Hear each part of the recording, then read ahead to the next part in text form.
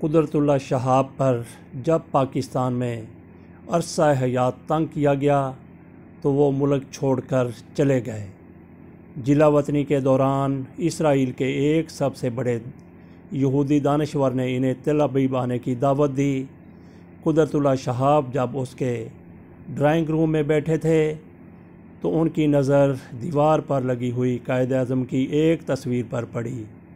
یہودی دانشور جیسے ہی چائے لے کر واپس آیا تو انہوں نے یہ کہتے ہوئے اسے جپھی ڈالنے کی کوشش کی کہ مجھے تو پتہ ہی نہیں تھا کہ اسرائیل میں بھی قائد اعظم اتنے مقبول ہیں اور آپ جیسے لوگ قائد اعظم کے مداح ہیں۔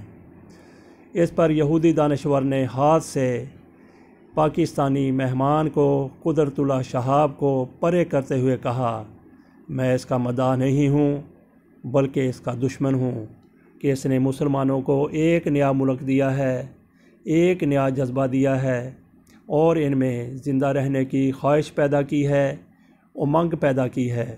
ہم نے اس چیز کو ختم کرنا ہے۔ یہ میں آپ کی دوستی کی بنا پر آپ کو سچ کہہ رہا ہوں، اپنے دل کی آواز آپ تک پہنچا رہا ہوں۔ تصویر میں نے اس لیے لگائی ہوئی ہے کہ اس کو دیکھ کر مجھے اپنا مشن یاد رہے اور مسلمانوں سے نفرت کا جذبہ زندہ رہے اور جاگتا رہے۔ قدرتاللہ شہاب دنیا سے چلے گئے۔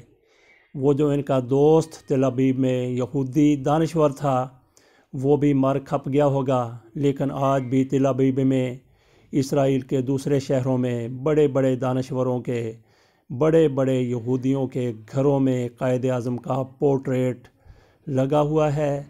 وہ پاکستان سے نفرت کرتے ہیں، قائد اعظم سے نفرت کرتے ہیں، مسلمانوں سے نفرت کرتے ہیں، تو ایسے میں کس طرح کوئی اسرائیل کو تسلیم کرنے کی جرت اور ہمت کر سکتا ہے؟